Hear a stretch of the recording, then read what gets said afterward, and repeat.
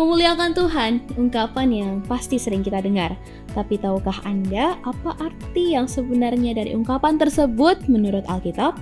Let's dive deeper into the verse in verse.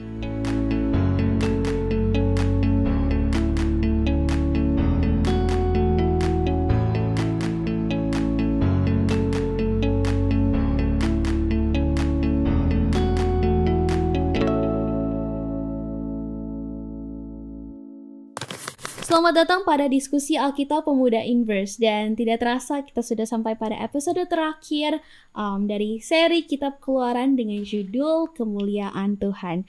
Seperti biasa kami sangat mendorong sahabat Inverse untuk mempelajari secara pribadi pelajaran pekan ini sebelum menonton video ataupun setelah menonton video ini, dan ini supaya Anda memiliki pengalaman yang lebih mendalam dan juga lebih bermakna dan berkesan. Dan jika Anda terberkati melalui tayangan video ini dan juga melalui pelajaran Inverse, jangan lupa untuk membagikan video serta ebook Inverse ini kepada teman-teman Anda, atau Anda juga bisa gunakan untuk pelajaran di kelompok pendalaman Alkitab masing-masing.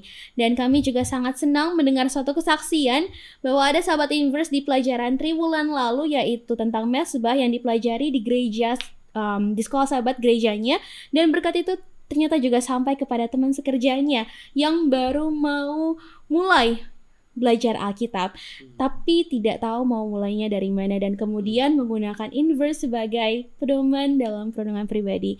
Kami sangat bersyukur, puji Tuhan. Jadi mari kita terus berbagi tentang terang ini. Siapa tahu berkat yang Anda bagikan hari ini merupakan satu pintu terbuka bagi orang lain, atau merupakan titik balik dari seorang yang kita kasihi. Untuk pelajaran kali ini kita berdiskusi bersama dengan Pendeta Eben, ada Bang Gary dan juga Sarah. Shalom semuanya. Shalom. Shalom. Oke, Sarah boleh pimpin di dalam doa. Kita berdoa. Bapa dalam surga, terima kasih Tuhan kami boleh kembali berkumpul untuk belajar akan firman-Mu. Berilah kiranya Tuhan ketika kami membagikan firman ini itu dapat menjadi kemuliaan bagi nama-Mu dan juga dapat menuntun masing-masing kami, terlebih khusus teman-teman Inverse yang menonton video ini, supaya mereka juga boleh belajar lebih lagi dan boleh lebih mengenal akan Engkau Tuhan. Terima kasih Bapa, kami mau serahkan hidup kami ke dalam tangan-Mu, dalam nama Yesus kami berdoa, amin. Amin. Baik sahabat Inverse, kita belajar dari Keluaran 33 ayat 12 sampai 34 dan ayat 12 sampai Keluaran 34 ayatnya yang ke-35. Tapi kami akan membacakan ayat 12 sampai 18 saja. Keluaran pasal 33 ayat 12. Lalu berkatalah Musa kepada Tuhan, "Memang engkau berfirman kepadaku, suruhlah bangsa ini berangkat, tetapi engkau tidak memberitahukan kepadaku siapa yang akan kau utus bersama-sama dengan aku. Namun demikian engkau berfirman, aku mengenal namamu dan juga engkau mendapat kasih karunia di hadapanku. Maka sekarang, jika aku kiranya mendapat kasih karunia di hadapanmu, beritahukanlah kiranya jalanmu kepadaku, sehingga aku mengenal engkau, supaya aku tetap mendapat kasih karunia di hadapanmu. Ingatlah bahwa bangsa ini umatmu." Ayat 14. Lalu Tuhan berfirman, "Aku sendiri akan berjalan besertamu dan memberi ketentraman kepadamu." Ayat 15, berkatalah Musa kepadanya, "Jika bukan engkau sendiri yang berjalan beserta kami, jangan bawa kami pergi dari sini." Dari manakah gerangan akan diketahui bahwa aku telah mendapat kasih karunia di hadapanmu, yakni aku dengan umatmu ini?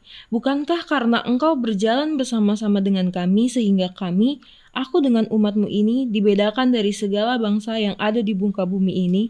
Berfirmanlah Tuhan kepada Musa, "Juga hal yang telah kau katakan ini akan kulakukan, karena engkau telah mendapat kasih karunia di hadapanku, dan aku mengenal engkau." Tetapi jawabnya, "Perlihatkanlah kiranya kemuliaanmu kepadaku." Oke, baik. Pendeta, boleh tolong berikan overview dari pelajaran kita yang terakhir ya, dan kemudian masuk kepada pelajaran kita saat ini dengan tema kemuliaan Tuhan. Ya, jadi di bagian pengalaman ini lanjutan dari pelajaran kita yang lalu ya, bagaimana setelah pengalaman yang sangat pahit di tengah-tengah kehidupan bangsa ini, mereka telah mendukakan Tuhan dengan menyembah patung emas yang mereka bangun, dan ketika Musa sudah kembali kepada tugasnya untuk melanjutkan perjalanan memimpin bangsa ini. Saya dapati di sini bagaimana Musa meminta penyertaan Tuhan, meyakinkan dirinya, bahkan meyakinkan bangsa itu bahwa Tuhan masih menyertai perjalanan mereka. Jadi pengalaman rohani Musa sebenarnya sudah cukup bahwa Tuhan itu tidak pernah meninggalkan mereka. Jatuh bangunnya mereka, Tuhan tidak pernah hilang dari kehidupan mereka. Tapi dalam hal ini saya dapati bahwa Musa mau memastikan kembali bahwa Tuhan yang sama yang akan memimpin mereka dalam melanjutkan perjalanan ini. Sehingga Musa berkata, tunjukkanlah kemuliaan-Mu kepadaku. Dalam hal ini bagaimana Tuhan harus tetap menolong, memimpin, dan menyertai bangsa ini dalam melanjutkan perjalanan yang masih panjang tentunya. Oke, kalau gitu menurut Kak Sarah, apa yang memberi Musa keberanian sebegitu banyaknya untuk meminta sesuatu yang mungkin belum pernah diminta oleh seorang pendosa sebelumnya? Karena menurut aku setelah baca, mungkin kalau sahabat Inverse baca ya, ini sangat dalam bahwa Musa ini diakui oleh Tuhan. I have a favor on you gitu. Aku akan melakukan apa yang kamu request. Kalau di English translation kata Tuhan kepada Musa. Nah, keberanian apa sampai sudah sebegitunya Musa masih insist untuk kayak tunjukkanlah kemuliaan-Mu Tuhan. Iya. Oke, di sini yang membuat aku sendiri tertarik adalah berarti hubungannya Musa dengan Tuhan itu sedekat itu. Gitu. Aku membayangkan kalau mungkin orang terdekatku gitu ya punya sesuatu barang yang baru dibeli yang bagus, pasti aku kan nanya kan, liatin dong, coba mau lihat, mau pinjem gitu kan. Tapi kalau untuk orang yang mungkin baru dikenal gitu ya, itu nggak mungkin kan, mau lihat dong gitu. Tapi di sini Musa bilang, perlihatkanlah kemuliaan-Mu Tuhan. Itu berarti menunjukkan hubungannya Musa yang sama Tuhan itu sudah dekat sekali. Makanya dia punya keberanian itu. Selain itu, apalagi sih yang membuat Musa berani gitu? Karena dia mengenal Tuhannya. Karena dia tahu Tuhan itu God of love, God of mercy gitu. Dan Musa percaya Tuhan itu pasti akan memberikan kepastian juga kepada dia, bukti bahwa akan diberikan penyertaan gitu kepada bangsa Israel. Jadi keinginan hati Musa yang paling dalam itu adalah sebenarnya pada bangsa itu ya. Ingin bahwa Tuhan tetap menyertai bangsa itu. Oke.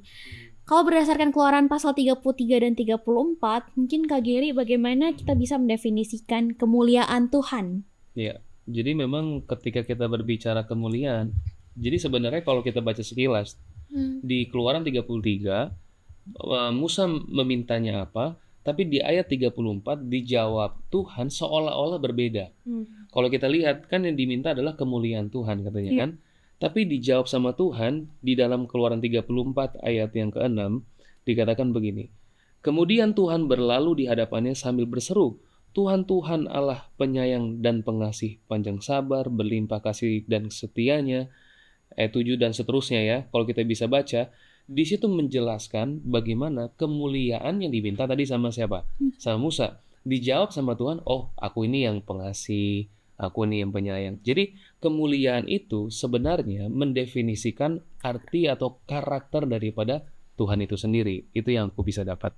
Oke, jadi karakter Tuhan yang ditunjukkan gitu ya, yang merupakan kemuliaan dari Tuhan itu sendiri. Betul. Yang membuat Tuhan mulia adalah karakternya. I see. Oke. Kalau begitu bagaimana pemahaman bahwa Tuhan telah menciptakan kita serupa dengan dirinya sendiri, ini bisa membantu kita menyadari nilai sejati dari kita sebagai pribadi lepas pribadi. Kalau kita dibilang diciptakan sesuai dengan gambar dan rupa Allah. Allah itu kan suatu makhluk yang sangat-sangat mulia ya. Berarti kita ini yang diciptakan sesuai dengan gambarnya Allah itu juga pribadi yang berharga gitu. Ini sebagai anak muda sendiri biasanya kan kita memandang diri kita suka rendah gitu, nggak ada rasa cinta kepada diri sendiri dalam artian kita nggak menghargai diri kita. Tapi lewat ini semoga juga teman-teman Inverse gitu bisa belajar kalau kita itu pribadi yang sangat berharga, valuable, seperti itu. Ya, jadi Betul ya, bahwa manusia ini makhluk yang paling mulia dari semua ciptaan yang Tuhan ciptakan, dan kita berharga seperti bangsa Israel ini, walaupun sudah jatuh bangun dan jauh dari Tuhan, Tuhan tetap begitu sangat mengasihi. Tapi yang kedua juga, jangan juga kita salah dalam menilai orang lain, karena orang lain juga itu berharga di hadapan Tuhan. Jadi seperti Tuhan menilai orang lain, demikian juga kita harus menilai atau mengasihi sesama kita atau orang lain. Dan juga mungkin bisa dielaborate lagi pendeta, karena kita ini adalah makhluk ciptaannya yang serupa dengan gambar dan rupanya gitu ya. Kemuliaan Tuhan apakah memang terpancar di diri kita, atau mungkin apakah kita harus embrace kemuliaan yang ada padanya karena kita serupa dengan dia gitu pendeta? Iya, jadi dalam pengalaman Musa ini ketika dia bergaul karib dengan Tuhan, berhubungan intim dengan Tuhan, maka secara fisik juga wajah Musa itu dilihat oleh bangsa ini bercahaya. Nah, mungkin sekarang bukan seperti dulu lagi secara fisik, tapi secara karakter, secara karisma atau kuasa, itu juga Tuhan bisa berikan bagi kita. Mungkin secara wajah ya itu pribadi masing-masing kita, Tuhan ciptakan kita dengan wajah masing-masing. Tapi ini dari pengalaman Musa kita dapati secara fisik, tapi jauh lebih dari secara fisik, secara kuasa dan karakter Allah itu bisa tersalur melalui orang yang dekat dengan dia.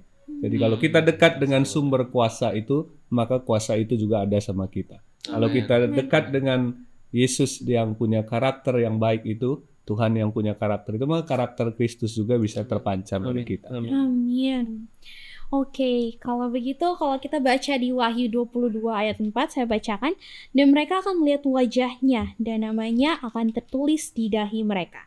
Apa perbedaan antara cara kita melihat Tuhan lalu Yesus, dan bagaimana kita akan melihat Tuhan seperti yang digambarkan di Wahyu 22 ayat 4 yang tadi saya bacakan? Nah, ini menarik ya. Jadi seperti tadi yang pendeta sudah bilang ya, bahwa apa yang kita bisa lihat dari Tuhan itu tergantung daripada Tuhan berhubungan dengan siapa, atau siapa yang berhubungan dengan Tuhan, kita bisa mengenal Tuhan gitu ya. Nah, ini yang menarik di ayat 22 tadi, ayat 4 dari Wahyu 22, mereka ini artinya bukan Tuhan kan? Ya enggak, tapi dia memiliki memiliki tanda katanya ya di dahi mereka ya. Nah, kalau kita melihat Yesus itu adalah gambaran atau wujud daripada Tuhan itu sendiri. Jadi kalau kita mau lihat, Tuhan itu kayak gimana sih? Tuhan itu kasih nggak sih? Nah, kita bisa lihat dengan caranya kita melihat Yesus. Nah, tapi bukan hanya sampai di situ kan, sekarang Yesus secara fisik udah nggak sama-sama dengan kita kan? Nah, inilah yang dimaksud di dalam 2 Korintus 5 ayat yang ke-17 sampai ke-20. Di situ dijelaskan bahwa gimana kita juga bisa mewakili siapa? Tuhan. Dengan cara apa? Kita harus memiliki karakter yang sama seperti Kristus dengan cara kita berhubungan pribadi dengan Tuhan secara intens setiap hari gitu. Oke, baik. Kalau begitu minggu lalu kita sudah belajar bahwa karena Musa marah, dia memecahkan 2 loh batu yang ditulis oleh tangan Tuhan sendiri. Dan pada pelajaran pekan ini kalau kita baca di Keluaran 34 ayat 1, Tuhan bilang akan menulis lagi. Sementara di ayat 28 justru dicatat bahwa Musa yang menulis, pendeta. Ini maksudnya gimana ya pendeta ya? Apakah 10 hukum itu ditulis Tuhan atau Musa? Dan kenapa sih harus ditulis di batu? Kenapa nggak di kayu mungkin ya? Ya kan? Ya, jadi saya juga membaca beberapa terjemahan dan komentar penafsiran dari ayat ini atau dari pertanyaan ini. Maka saya dapati bahwa Musa menyiapkan media untuk mana kemudian Tuhan menulis pengganti daripada hukum 10 atau peraturan itu tadi. Walaupun di ayat tadi yang dibacakan seolah-olah seperti Musa yang menulis, tapi beberapa terjemahan lain lebih mengarah kepada Musa itu hanya menyiapkan media dan Tuhan menulis. Tapi lebih daripada sekedar hanya tulisan secara fisik, maka kita harus mengerti bahwa sumber dari apa yang ditulis di situ adalah Tuhan. Dan Tuhan mau bagian yang sangat penting itu tidak ada satupun kesalahan sehingga jari Tuhan sendiri yang tulis. dan itu ditulis di batu yang tentu juga memberikan pesan bahwa itu harus terpatri dengan kekal dan selamanya di hati setiap orang. Zaman dulu ada sebenarnya media tulisan yang lain, papirus yang ya. kita sudah kenal, tapi itu tidak sekuat dengan tentunya batu yang dipahat seperti itu. Jadi bukan sekedar hanya fisik ini, tapi ada makna teologi dari bagian ini bahwa Tuhan mau hukumnya itu tidak ada yang salah, sehingga Dia sendiri yang tulis dan itu harus terpatri dalam dan kekal selamanya. Karena ini sebenarnya menggambarkan karakter daripada Allah itu. Amin. Baik sahabat Inverse, kita akan lanjutkan setelah yang satu ini. Bosen, ngantuk, malas, nggak ngerti. Apakah kata-kata ini keluar ketika kamu mendengar kata Bible Study? Belajar Alkitab harusnya menjadi suatu hal yang menyenangkan. Tapi kenapa rasanya susah sekali untuk memulai? Apa yang salah? Apa yang harus dilakukan agar belajar Alkitab rasanya tidak begitu-begitu saja? Banyak orang bilang ada banyak jalan menuju Roma. Jika pepatah ini benar, kami percaya Tuhan pasti sudah sediakan lebih banyak lagi jalan menuju Alkitab, menuju Dia. Hanya saja, jalan-jalan itu mungkin belum terlihat oleh kita. Tapi kita bisa meminta. Yesus pernah berkata dalam Matius 7 ayat 7, "Mintalah, maka akan diberikan kepadamu. Carilah, maka kamu akan mendapat. Ketuklah, maka pintu akan dibukakan bagimu." Bagaimana cara memintanya? Lewat doa. Berdoalah untuk meminta hikmat dan kemauan yang kuat untuk belajar Alkitab. Setelah itu, mari buka Alkitab dan belajar sedikit demi sedikit sesuai kemampuanmu. Jika kamu bingung mau mulai dari mana, Inverse Indonesia memiliki Bible Study Guide yang bisa membantumu menentukan apa yang ingin kamu pelajari. Semua dikemas dengan bahasa yang mudah dimengerti. Inverse juga berusaha keep in touch untuk menemani kamu belajar Alkitab. Ada sosial media, diskusi melalui podcast. Semua dilakukan untuk mengingatkan kamu bahwa kamu tidak sendiri. Bahwa kita sama-sama bertumbuh dalam Tuhan, kita belajar bersama-sama, kerja bersama-sama untuk Tuhan. Dan kalau suatu saat kamu kembali merasa jenuh atau buntu, selalu ingat, ada banyak jalan menuju Roma. Ada banyak cara untuk belajar Alkitab dengan menyenangkan, dan kami harap Inverse adalah salah satunya. Open your heart dan open your Bible. Let us dive deeper into the verse. Inverse.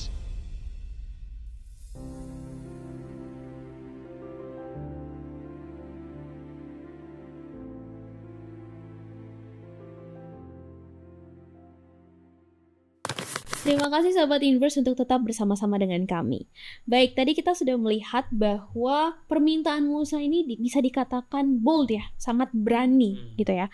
Apa hal yang paling berani yang pernah Anda minta kepada Tuhan? Mungkin boleh sharing? Ya. Waktu aku pelayanan di ladang misi, jadi sebenarnya itu nekat juga gitu kan, belum ada persiapan yang sebagaimana gitu kan, melihat dari kondisi mungkin tempatnya dan lingkungan dan lainnya. Tapi karena memang gak ada lagi orang dan aku juga merasa terpanggil rindu untuk pergi ke sana, akhirnya aku minta sama Tuhan, aku klaim janji Tuhan, Tuhan tolong semuanya, bener-bener semuanya itu disiapin gitu.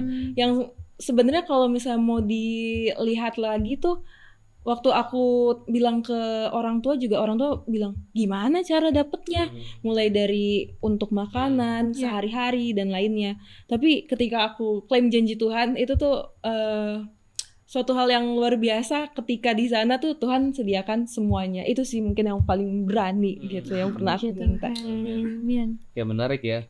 Aku juga mungkin kalau diingat-ingat pernah meminta sesuatu hal yang berani gitu. Karena dulu aku cuman hafal ayat Matius 6 ayat 33 pendeta.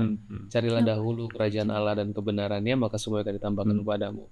Jadi itu yang aku pegang, itu yang aku minta sama Tuhan. Tuhan, kalau memang ini benar, aku minta tunjukkan bahwa ini terjadi sama aku. Jadi pada waktu aku menikah di 2014, awal menikah, aku justru resign meninggalkan pekerjaanku Tapi memang karena terpanggil seperti tadi ya, Sarah ya, terpanggil untuk mengikuti pelayanan atau pelatihan penginjilan di suatu tempat, akhirnya aku meninggalkan itu dengan permintaan itu tadi berani ya. Tuhan, kan Tuhan sudah janji nih sama saya ya kan, bahwa semuanya akan ditambahkan kepadaku. Jadi aku tinggalkan semua pekerjaan itu, aku berangkat sama istriku dan aku pergi ke AFO, di Amazing Facts. Dan selama 4 bulan bahkan selama 1 tahun, ya aku nggak ada penghasilan apa-apa. Tapi ya balik lagi, permintaan yang berani itu sebenarnya dalam tanda kutip seperti pembahasan kita memang Tuhan berikan. Dan sampai saat ini aku tidak kekurangan. Amin. Puji Tuhan. Thank you for the testimonies kakak-kakak semuanya. Dan tadi kita sudah belajar juga bahwa kemuliaan Tuhan itu adalah karakter Tuhan ya. Berarti ketika kita mengatakan bahwa kita mau memuliakan Tuhan, berarti kita harusnya boleh menyatakan bahwa karakter Tuhan ada dalam diri kita. Dan mungkin apa cara praktis yang mungkin sudah ditinggalkan atau mungkin diabaikan ya oleh orang muda saat ini yang mencerminkan karakter Tuhan gitu. Dan seharusnya kita bisa lakukan lebih baik lagi kepada orang-orang di sekitar kita, di sekolah mungkin, di tempat kerja, atau mungkin di rumah. Ya, jadi saya teringat apa yang Paulus bilang ya di Galatia 2:20 kalau saya tidak salah ya, di ayat itu, memang aku hidup tapi bukan lagi aku yang hidup, namun Kristus yang hidup di dalam aku. Jadi kita memang menghidupkan kehidupan kita masing-masing, melakukan pekerjaan kita masing-masing, kita hidup dan tinggal di tempat kita masing-masing, dan perbedaan-perbedaan itu semua datang dari Tuhan. Tetapi jangan lupa dimanapun kita berada, siapapun kita dan apapun yang kita kerjakan, jangan lupa hidup kita, kata-kata kita harus selalu memantulkan karakter Kristus. Makanya tadi ayat itu sebutkan, aku hidup tapi Kristus yang hidup. Kristus yang orang lihat dalam hidup saya, kata-kata saya, tindakan saya, pergaulan saya, nggak masalah apapun pekerjaan kita, tentu yang baik ya, bukan berarti yang nggak baik. Nggak masalah nggak masalah kita dimanapun tinggal. Teman-teman orang muda, lakukan pekerjaan kita, kerjakan karya kita, tapi jangan lupa dimanapun kita berada, karakter Kristus itu harus ada dalam diri kita. Bagaimana caranya? Seperti Musa tadi, dekat dengan Tuhan, maka karakter Tuhan itu ada sama dia. Amin. Menarik sekali pendeta ya. Jadi apa yang seperti disampaikan pendeta, bahwa karakter itu harus ada aplikasinya ya di dalam kehidupan kita. Jadi kalau aku lihat bahwa yang sering kali lupa adalah sekarang kan banyak orang yang baperan gitu ya pendeta ya. Jadi kalau ketemu masalah sedikit kayaknya baperan. Baperan itu ya artinya susah untuk memaafkan kan gitu ya. Nah akhirnya karena kita bertemu dengan orang yang kita benci, entah itu di kantor atau mungkin di perumahan dan sebagainya, kadang-kadang karena dia udah pernah bikin kesel saya kan, nyakitin saya. Nah ketika dia minta tolong sama saya nggak akan mau bantu lagi. Kenapa? Karena dulu kan lu bikin saya sakit hati gitu kan. Nah jadi artinya karakter Tuhan yang harus jadi bagian kita adalah sekarang yang sering kali dilupakan adalah memaafkan. Karena Tuhan kita sungguh memaafkan kita. Jadi kalau kita mau dimaafkan, kita pun juga harus memaafkan orang lain. Sesimpel itu sih kalau aku dapat. Karakter yang tadi disebutin ya, di ayat berapa tadi yang sungguh banyak itu, sampai Musa tersungkur itu ya. Dan juga tadi Pak Pendeta juga mention ya, kalau loh batu itu yang Tuhan tulis sendiri harus, itu artinya di batu harus terpatri ya. Kalau terpatri berarti memancarkan karakter, berarti kita memuliakan Tuhan. Jadi outputnya ya. Oke, luar biasa, puji Tuhan. Dan kalau kita bayangkan ya, momen ketika akhirnya kita bisa melihat Tuhan secara langsung, muka dengan muka nanti. Apakah mungkin itu menakutkan atau penuh rasa kagum, atau apakah Anda membayangkan diri Anda lagi berlari menghampirinya dalam pelukannya, tapi bagaimana mungkin? Kalau dibayang-bayangkan ya, aku pasti aku akan kagum dan shock juga gitu. Shock dalam artian, ternyata aku manusia berdosa ini bisa bertemu dengan Tuhan gitu. Bukan karena kelayakanku, tapi karena Tuhan yang layakan gitu. Karena pasti aku juga akan mengingat semua dosa-dosaku dan kesalahanku gitu.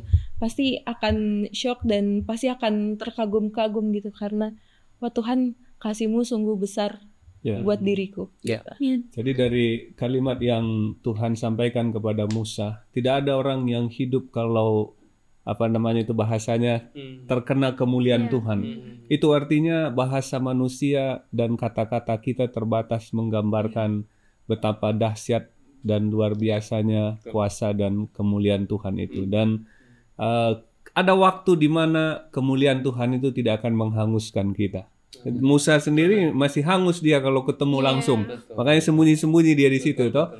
Tapi ada waktu di mana kemuliaan Tuhan itu tidak lagi menghanguskan, tapi justru itu menjadi satu kebahagiaan sukacita ketika kita bisa tentu bertemu, berjabat tangan dan bersama-sama secara fisik dengan Tuhan kita yang agung, mulia dan penuh kuasa itu. Jadi itulah waktu tentu yang paling bahagia dalam kehidupan kita. Amin. Biar kita boleh tetap ingat ya, itu adalah waktu yang kita nanti-nantikan. Jadi apapun yang kita lakukan di dunia ini harus untuk memuliakan nama Tuhan. Amin. Baik, kita sudah sampai pada penghujung diskusi kita dalam seri Kitab Keluaran ini ya, tidak terasa. Mungkin seluruh panelis boleh memberikan satu closing statement. Bagaimana gambaran Anda tentang Tuhan saat ini melalui pelajaran dari Kitab Keluaran? Ya, jadi ini pelajaran yang terakhir ya untuk triwulan ini, untuk pelajaran inverse tentang pengalaman rohani orang Israel dalam perjalanan mereka keluar dari Mesir. Jadi secara umum kalau kita melihat di sini karakter Tuhan itu ditunjukkan melalui semua peristiwa yang terjadi, bahwa Allah itu adalah Maha Pemurah, penuh kasih dan juga berlimpah roh pengampunan yang Dia berikan bagi umat-umatnya. Itu yang saya bisa sampaikan. Amin. Iya, menarik sekali pelajaran kita. Jadi kalau bagi saya, ketika saya belajar pelajaran ini, saya jadi melihat Tuhan dengan sisi yang berbeda sekarang. Ya, kalau dulu saya mungkin khawatir gitu ketika menjalankan sesuatu, menjalankan pekerjaan hari ini atau hari esok gitu ya, karena saya nggak tahu bahwa Tuhan saya itu seperti apa sebenarnya gitu ya. Tapi ketika kita belajar melalui perjalanan bangsa Israel, saya melihat bahwa Tuhan itu sangat setia, dan ketika Dia sudah menjaga bangsa ini berjalan sampai kepada akhirnya dengan kepastian kemenangan, saya juga yakin dan percaya bahwa Tuhan itu akan menjaga saya dengan kepastian kemenangan itu. Gitu ya. Jadi sehingga hari ini saya tidak perlu lagi khawatir. Apapun yang akan saya hadapi hari ini, besok, tahun depan, atau kapanpun ke depannya, saya nggak perlu lagi khawatir. Karena bagi saya, ketika dekat dengan Tuhan, aku tenang, sebab daripadanya lah keselamatan. Amin. Ya, kalau aku secara pribadi, aku jadi diingatkan lagi sebenarnya kalau Tuhan itu adalah Tuhan yang kasih karunia-Nya itu banyak sekali. Gitu. Dan melihat diriku yang masih banyak kurangnya ini, Tuhan itu begitu luar biasa menyayangi dan mencintai. Dan ini juga menjadi sebuah pelajaran dan kerinduan gitu ya setelah belajar ini, untuk sukacita itu boleh diperoleh dengan hubungan yang dekat dengan itu. Amin. Puji Tuhan untuk pelajaran pekan ini. Pendeta Eben boleh tutup di dalam doa. Ya, mari kita berdoa. Kembali kami datang ke hadirat-Mu Tuhan, bersyukur untuk pembelajaran dari firman Tuhan, pengalaman rohani dari umat-umat Tuhan di masa yang lalu, menjadi satu pelajaran penting bagi kami juga untuk kami hidup berkenan di hadapan Tuhan. Berkati kami semua, khususnya sahabat-sahabat orang muda inverse dalam kehidupan dan juga di dalam masa depan kami. Ampuni dosa kami Tuhan, dalam nama Yesus kami berdoa. Amin. Amin. Terima kasih untuk seluruh panelis, dan terima kasih juga untuk seluruh sahabat Inverse yang telah bergabung bersama kami pada episode terakhir ini. Demikianlah diskusi kita selama 3 bulan ini mengenai seri Kitab Keluaran. Semoga pelajaran yang kita sudah pelajari ini bukan hanya sekedar menambah wawasan kita tentang sejarah Alkitab, tetapi juga boleh memperdalam pengenalan kita akan Tuhan kita sendiri, karakter Tuhan, bahwa Ia penuh kasih, setia, kemudian Ia sanggup menuntun kita untuk melewati segala apapun yang terjadi dalam hidup kita, khususnya di akhir zaman ini. Pekan depan kita akan mulai dengan seri yang baru, yaitu Kitab Yosua. Masih sama temanya dengan pelajaran sekolah sahabat dewasa kita, namun khusus dibungkus khusus dan kontekstual untuk orang muda seperti Anda dan juga saya. Jadi pastikan Anda dan seluruh jemaat Anda mempelajari secara pribadi setia mempelajari buku Inverse setiap pekannya. Sampai jumpa pada seri berikutnya. Tuhan Yesus memberkati. And remember to always dive deeper into the verse. Inverse.